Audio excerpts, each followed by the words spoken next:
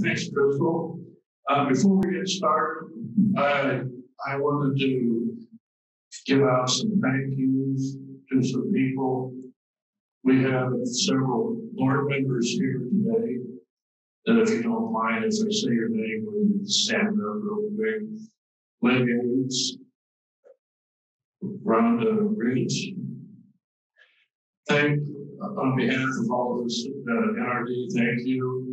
Without your support, we wouldn't be having this today, and we wouldn't have a project with Grow. I think John Miller is another board member. I think he's watching by Zoom, so thank you to John.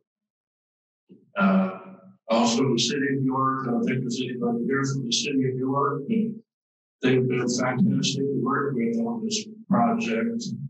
And thanks also to Crystal for setting all this up. It's taken a lot of work, and she's just done a great job. We really appreciate that.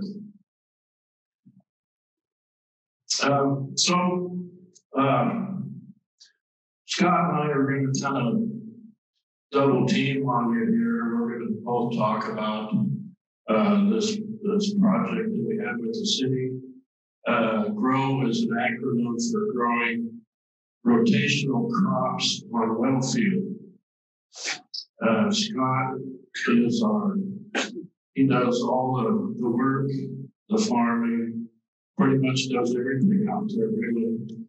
And if we didn't have Scott's experience in no-till and cover crops, I don't think we'd have taken this project on, because we just really need somebody with his expertise, and it's gone very well.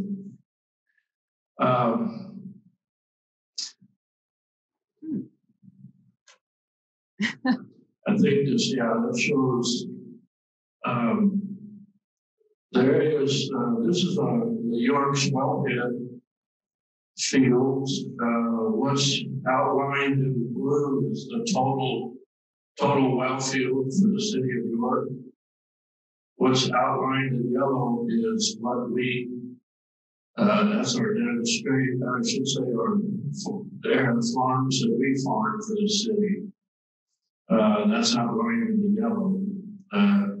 And there is a little red line there, or area. We do have a pollinator plot that's specifically for pollinators. That's the new ball fields there on the left, so we're just on the outside of town.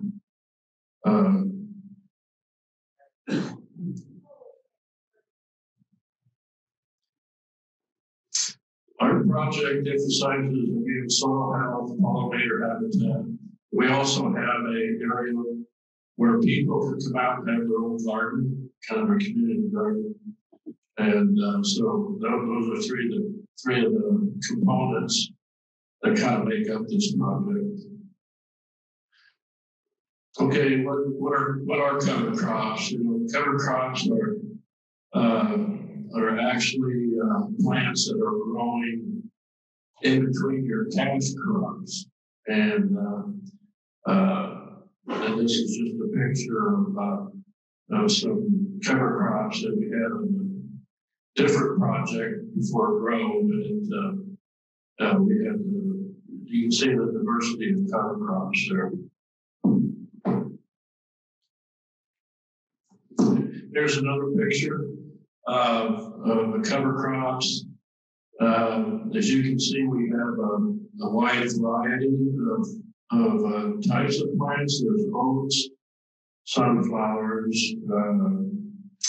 I don't know what else did we have in the shot. We had about 3 to 4 of each species of warm cool season grasses and warm and cool season broadleaves. Just to add diversity to the above ground, so we get more diversity to create biology below ground. That's how we jump started this whole thing. We started out by planting triticale, so we could go to multi-species cover crop.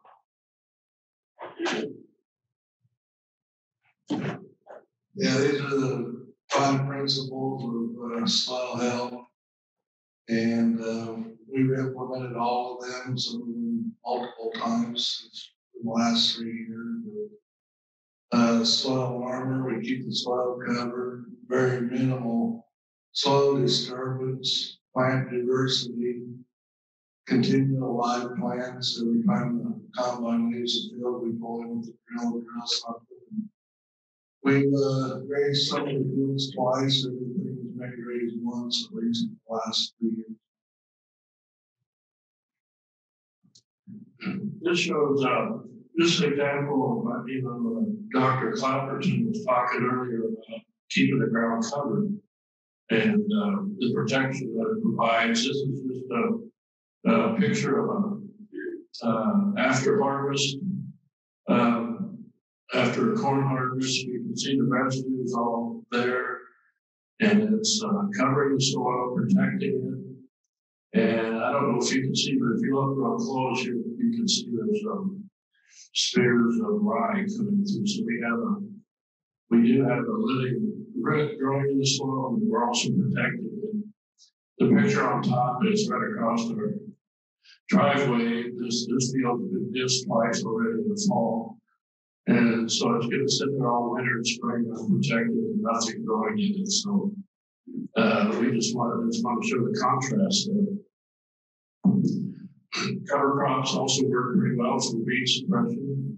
Again, the top photo is some corn that we planted into a cover crop residue, and you can see it has a mat covering the ground. And suppresses weeds, and it also helps keep the soils cool in the summer. So we have microbial activity with the cooler soil. The picture below is a conventionally filled farm and field just right next to it, about 4 acres that we dished it up and kind of did the conventional type with fertilizer and everything. You can see we have a little more weed pressure there. I threw this picture, this was at our last year at the old crop tip. And this is the field I talked about, was conventionally farmed. We had a BT hybrid, full stack hybrid, everything. And this is in August, and if you notice, the grasshoppers came and they ate all the silks off of the corn and even chewed on the leaves. You can see they pretty much went through the whole field and did a lot of chewing. The next picture is corn right next to it. This was non-BT, just $80 bushel corn right next to it. And if you notice, you can still see the mat of cover crop, residual cover crop on the ground. Grasshoppers never touched this. They didn't even chew on anything. They didn't chew the leaves. You can see the silks are all there. And I can't tell you exactly why. But something was different there. I think we might have had a healthier plant because of cover crop. Why they left it alone, I don't know. We'll always use a diversity of cover crop mix because we get, as Scott mentioned, we get diversity above ground, we get diversity underground with the roots. We have different types of roots, fibrous, more of a tap root.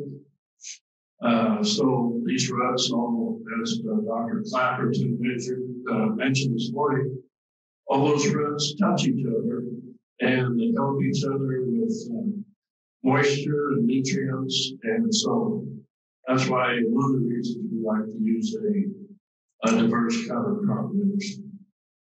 And like Bill said, you get most of the carbon in the soil through root mix today. We probably have 120,000 seeds per acre in some of our cover crop mixes. And with all the different plant types and the root types, good way to, we're putting a lot of carbon in the soil.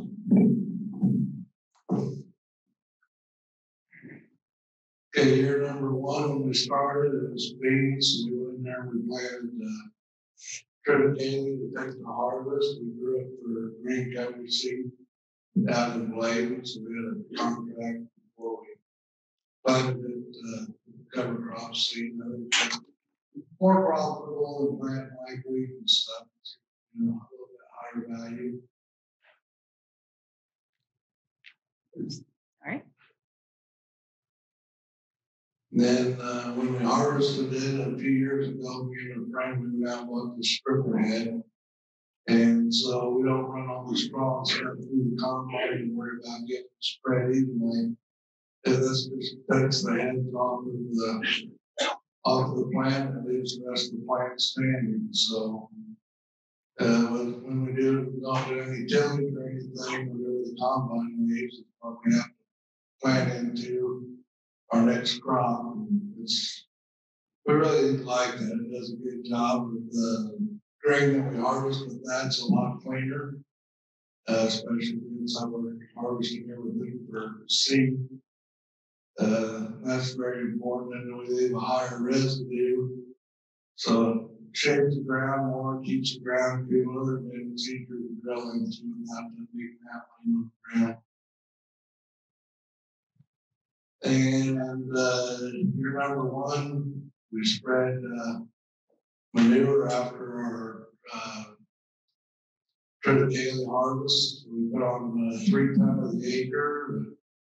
Years ago, Joe Clapperton and some other people told me that you should put on like over 75 pounds of nitrogen or about 160, 170 pounds of phosphorus at one time.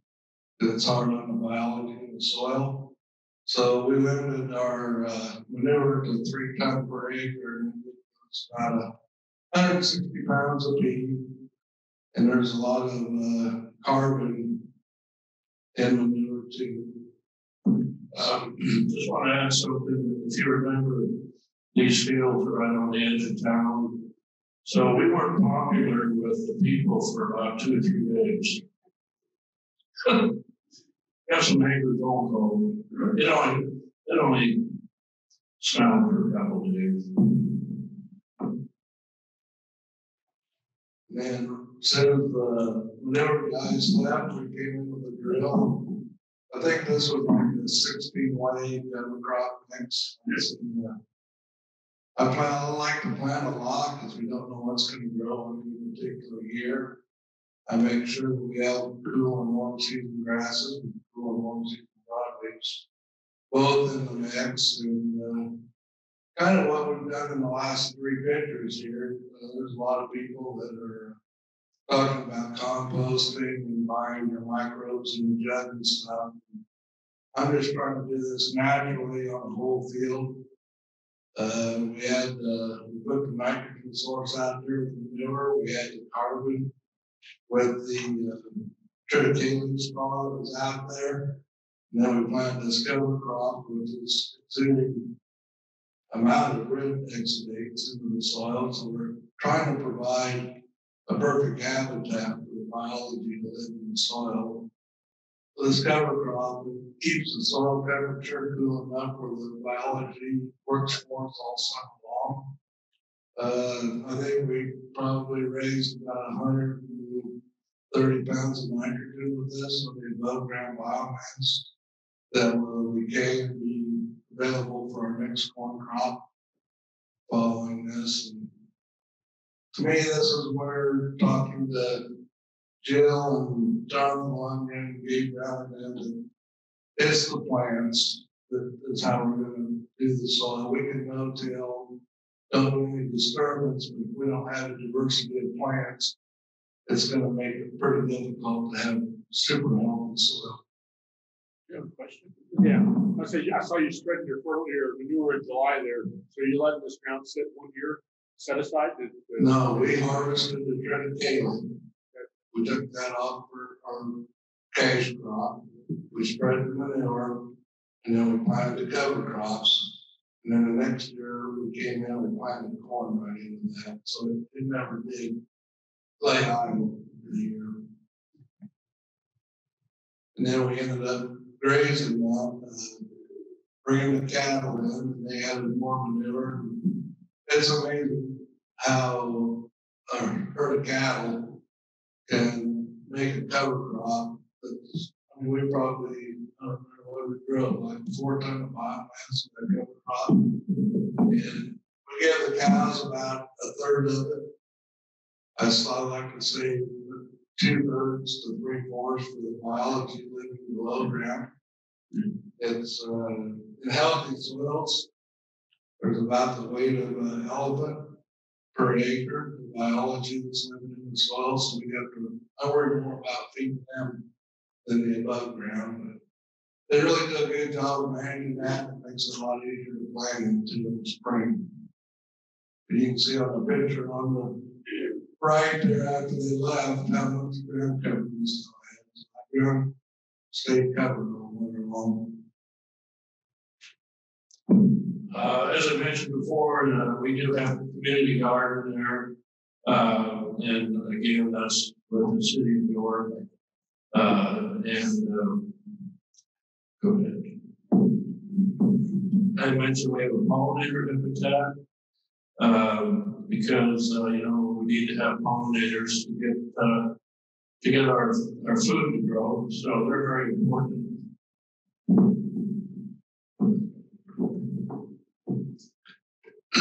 I took this picture this spring out of the pollinator habitat, and I caught this. There was a bee out there, and he was busy at work, and I just want to take that picture to show pollinator habitat. This is another bigger picture to show what we had growing out there. Okay, this is I like to plant green. And just I like to let my covers grow as long as I can, so I like to plant them and terminate them after I plant them. But this is just a picture of us planting corn and this is probably soybeans. Soybeans into a rye stubble that we plant for rye field and we plant it out for our corn. That shows how much disturbance we do with the planter. We don't move any residue, or we just cut a slot and seed and close it. That's all the disturbance we do to the soil. It just shows after we did spray down the rye. This is the beans coming through. This is this spring, and as Scott planted green, he used a crimper. We got a picture of that coming up, but he used a crimper to go over the rye and push it down. And this is the picture we took behind the crimper. As you can see, the soybeans are just starting to come up through the ground. And so we had a couple of rain events this year that prevented me from getting right in behind the planter with the crimper. And I don't think our stand got hurt by crimping that when the beans were just coming up. But that's just, I got that roller crimper from Dave Brown, Ohio. It's going to be a good tool on trying to keep the ground and thicken up the metal in the soil to keep the weeds from coming up. this is a picture, I think it's a year ago when we had corn. But the reason we have this picture here is, as you can still see the cover crop stubble, the corn coming up. And we had just had about 2 inch rain the night before. And nobody was doing anything because it was too muddy. But we could drive right out into our cornfield after a 2 inch rain. As you can see, that you can pick up on the tires. That's because we've got good soil structure, all that water soaked in, and it's not sitting on top of the ground. Yeah, what we was doing that day, we was taking soil samples, plus we was taking leaf tissue tests from the corn to check for nitrogen and stuff. I thought we was gonna have to go out there and walk the field, so I got my grandson come out, and he's a lot better shape than I am. We headed out across there with his pickup, and we didn't even leave a track. On my farm, since 2008, I've increased my water infiltration rate from about a half inch an hour to 3 years ago. 2 years ago, J. Pure was down from North Dakota. We did a water infiltration test, and I soaked up. I infiltrated 1 inch in 27 seconds, and I infiltrated another inch in like a minute and 20 seconds. So less than 2 minutes, I infiltrated 2 inches of water on my farm. That's what I've done since 2008. This is a picture of when we had corn. We put 40 pounds of nitrogen on when we planted. And then we waited until the corn was just about tasseling. We took some leaf samples. And it required another 80 pounds of nitrogen. So we had it put on with a high boil with drops.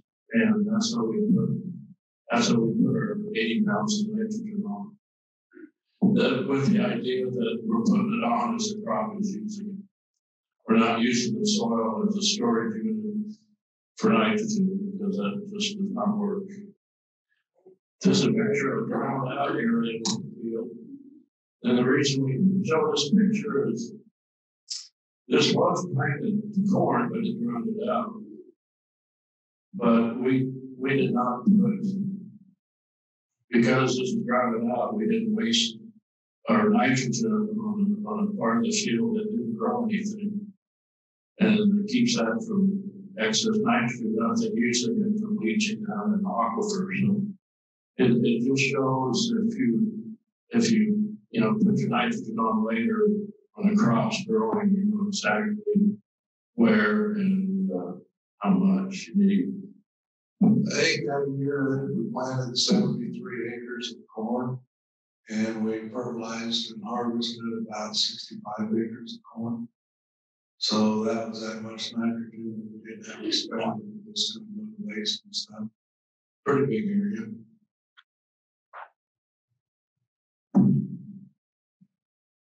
This is our rye crop this year. I think I took that picture. We're just starting to harvest it again. We're leaving all the residue. If you can see clear at the top, that's a combine running. Scott's running the combine. And we're just plucking the heads off and leaving the residue. So right after that, Scott came and planted cover crop. And as you can see, it's just kind of coming through at this point. This is, I don't know how much time later, but you can see it's growing pretty well and gonna get above the stubble here pretty quick. Yeah, this year we had a problem with foxtail grass. I don't know why. I planted about the same mix at home in beet meal that I harvested right after the rye. I harvested the rye first and then I harvested my beets. But, yeah, I don't know why, but this rye field, we had a problem with foxtail grass in the season. I think that kind of hurt our grazing days.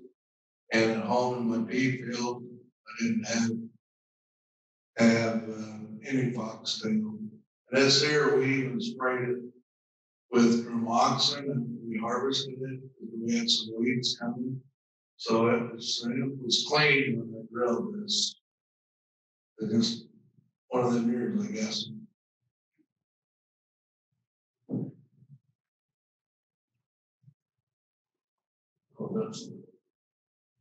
This is we took some sample from the rye and sent it to Morton Lab before it was in the flag leaf stage. And it just showed us what we were at as far as nitrogen, phosphorus, and all these other minerals. We didn't have we were a little deficient in nitrogen, but that's okay. We didn't want a bunch of nitrogen out there. Well, this particular year, it was tough on all the summer harvest crops. My bees at home got too hot in June when it was flowering. It cut my yield in half about. And then on this rye, I had rye at home too. We had that really hard freeze in April. Pretty much froze off my first and second tiller. So and that's where about half of your grain is. When harvest time, we harvest the third and fourth tiller. And even though that shows that we're deficient on nitrogen, the amount of grain that we did get out of it, we have good quality. Our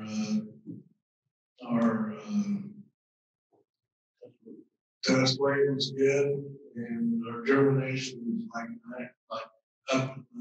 upper 90s, which is really good for small grains.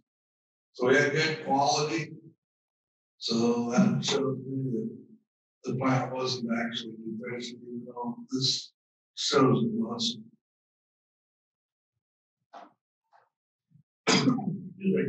This is some soil samples we've done for residual nitrate nitrogen after our beans and after our corn yield.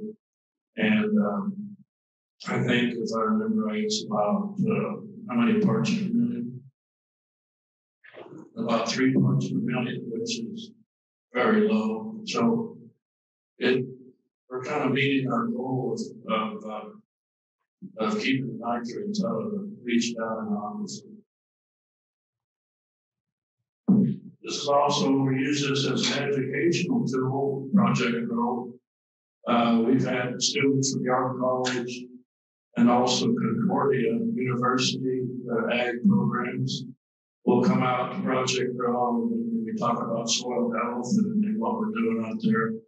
And we even have some students, I think this spring from Concordia that want to do a individual project for their school for their education out of the Project Grow. So we want to use it as an educational tool also.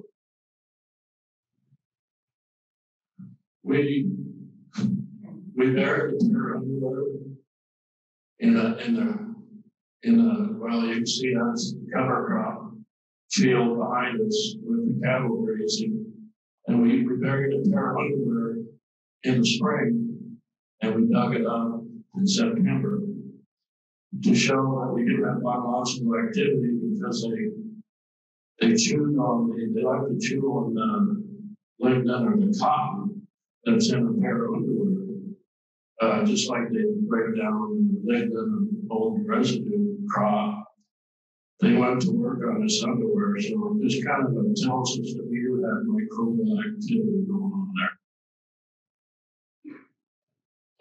This picture shows another symbiotic relationship. There's a lot below ground, but there is some above ground. These are cowbirds, and they follow these cows and pick the insects off their back. And so when the cows are there, the cowbirds are there to get something to eat.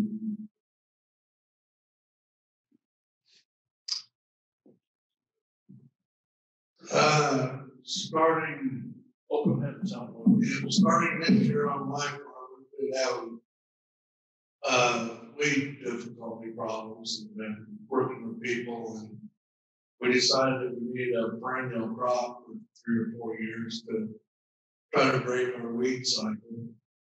I haven't used any insecticide, any fungicide, any seed treatment of any kind since 2013. And pretty much haven't had any problem with insects. So on my farm at home, I planted 70 acres of alfalfa this spring. And this fall, I planted another 30 acres. And then next spring, we'll plant another 60 acres.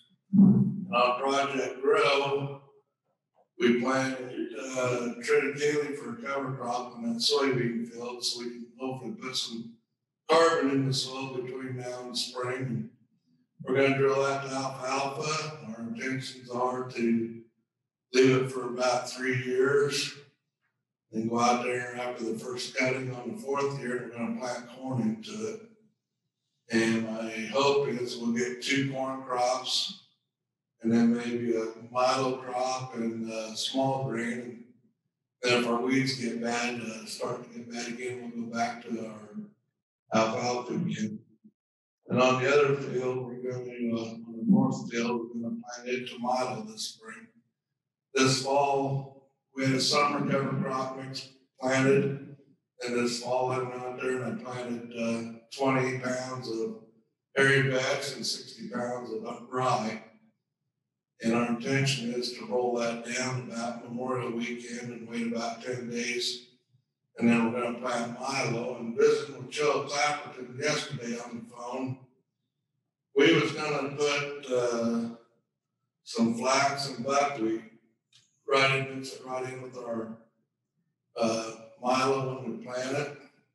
And she also recommended that we put some lentils in there. So we're going to put some flax, lentils, and buckwheat.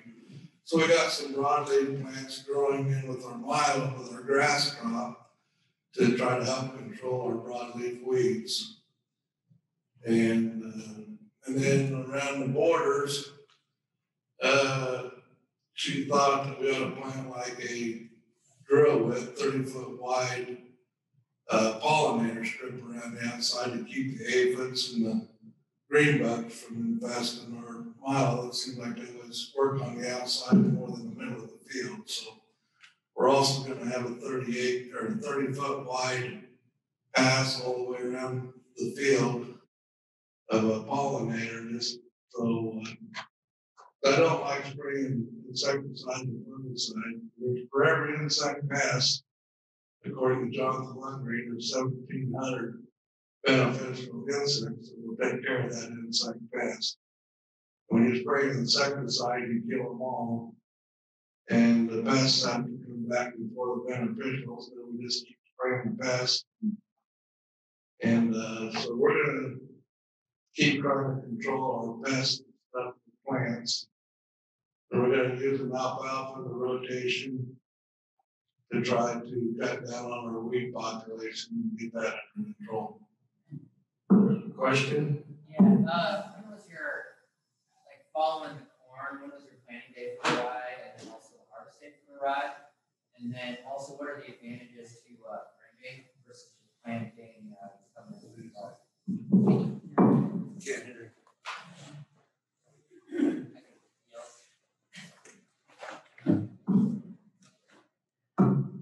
Yeah, 2 questions.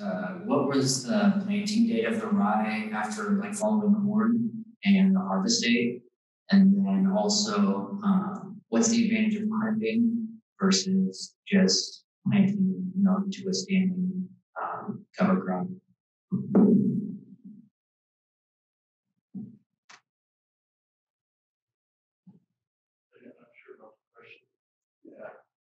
One more time, I'm sorry. Yeah, no, that's okay. The plant and the harvest date of the rye when you were following corn, what you were doing? Yeah, when we follow corn, we drill, I drill rye up till middle of November. Okay. But then we usually after corn, then we'll let that rye grow until the end of May. Then either roll it or terminate it with chemicals and then plant our beans into that. And then our beans usually come off earlier. That's when we plant our rye to take to harvest. Okay. So our rotation was corn, a rye cover crop, soybeans, and then a rye to take to harvest with a summer cover crop after the harvested rye. Okay. Yeah. So when you're harvesting the rye, is that June? July. Okay. And then also the advantage of crimping the cover versus just planting into a standing cover crop? Well, we think if we can roll it down with a crimper, we can get a more of a mat laid down to keep the weeds coming. And then our goal is by crimping it, we can save 1 pass of herbicide by doing that. But so far, it hasn't worked real good. It worked the best on this field. I haven't had work yet at home. I haven't been able to lay it down good enough at home. So I don't know what the difference is. This year worked pretty decent on this deal. And Scott had, when he was cramping, the beans had already been planted ahead of it. Yeah, he planted it. That way, I like to plant with a stand and you don't have to cut through the residue.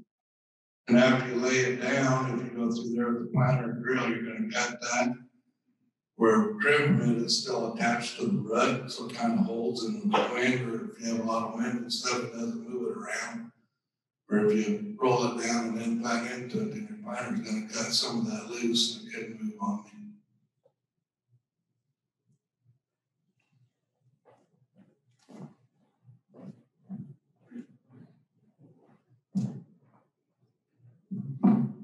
Scott, you talked about planting milo, and you're going to use flax lentils and buckwheat along with that.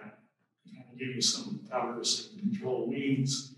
Is that going to be 2 plantings, or what's the one get planted at one time, then get planted at another time?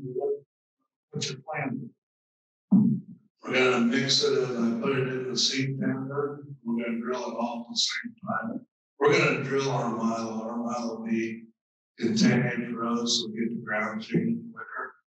So we're going to drill our milo, and we're just going to mix this right in and just plant it right with the milo.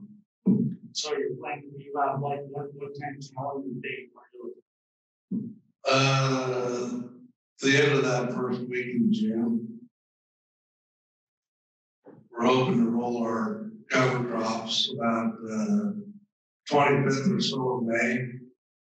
And then because milo, it's a small seeded grass, and then allelopathic effect you get off the rye. It's pretty sensitive to that, so we got to have a rye in before we plant our milo. We've been getting away with rolling and planting the corn and not having a problem, but people tell me we have a problem with the small seeded milo. So we got to wait till the rye is dead, and that's going to be a benefit too. This year, I sprayed it with Liberty and didn't kill it. I come back and sprayed it in our bean fields with the Select, because I'm pretty limited because I'm all non-GMO, and still didn't kill my rye. And that hurt my yields at home, but that rye was putting carbon in the soil all summer. So I don't know what kind of benefits I got from the soil health out of it, but I think it was quite a bit, even though it did hurt my yield. And by rolling it 10 days ahead of time or so, if we didn't get a good kill, I got the opportunity to go out there and spray with Remoxin and kill what I didn't kill when I crimped it. And so I got one more deal of rescue, I guess. And that's why we put the hairy vetch with it this year. The hairy vetch is going to be our nitrogen program. According to Dave Brandt, we should be able to raise about 150 pounds of nitrogen with 20 pounds of hairy vetch. So even if we get 2/3 or 3/4 of that is available for our milo, we'll still have plenty of nitrogen out there for our milo. So, and the hairy vetch should help hold the rye down when we roll it. So that's our hopes there. Do you have any more burning questions? So these fields you're talking about, are they're dry land and irrigated? Dry land at home. I'm doing it at home on dry land, and then the city is all dry land. Great questions. Thank you so much. And thank you. Oh, we have one more. You mentioned peas. What was your yield goal for peas? What was the yield goal for peas and when did you plant it? I got them planted a little late, planted on the 2nd of April. It should have been planted by the 25th of March, but weather, I couldn't do it. Our yield goal was 45 bushel, probably, and about 23. And the week before harvest, we had that 70-mile-an-hour wind, and I had between 15 and 20 peas on the ground per square foot. So I lost a lot due to that wind also. But when I planted my cover crops, they pretty much a lot of them grew, so that's nitrogen for my milo next year. So it wasn't a total loss. We did have a question via Zoom. It says, is there beginning soil parameters versus what the soils show now in the fields? Is there beginning soil parameters versus what the soils show now in the fields? I'm guessing they're talking about nutrients. Did you do some testing previous to starting the soil health remediations? Well, I know we've increased our water infiltration rates quite a bit to be able to drive out there the pickup afterward, but I don't, it's hard to measure soil health. You're really measuring the biology in the soil. That's what determines soil health, your quantity and your diversity and your biology in the soil. And that's hard to judge in 3 years. On my farm, it took 5, 6 years before I could this. I knew I was helping it, but it took 5 or 6 years to be able to see if I can be able to test. The other question, I guess this is from Jenny Reese. She asks, is there an economic analysis for the different fields since 2017? Have you guys been tracking the fluctuation there on the economic side? I don't know what it was before we started, but since we've done it, we've been profitable every year. And I've been profitable at home, but I don't know what it was prior to when we started. No. Gotcha. I do know that we have lowered our inputs a lot since we started, and that's our main goal, to lower your inputs. If your yields are low, you're still, your net profit's still about the same. So it will more of the maximum profit versus maximum production. Yeah, we're concentrating more on profit per acre instead of bushel per acre. Just bottom line is profit. That's what you live off of. And so it's a little bit changing things